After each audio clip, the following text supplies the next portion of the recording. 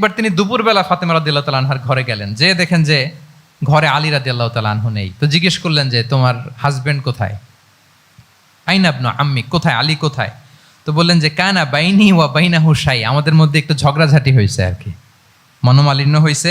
ফাগাদাবানি, উনি একটু রেগে গেছেন আমার উপর।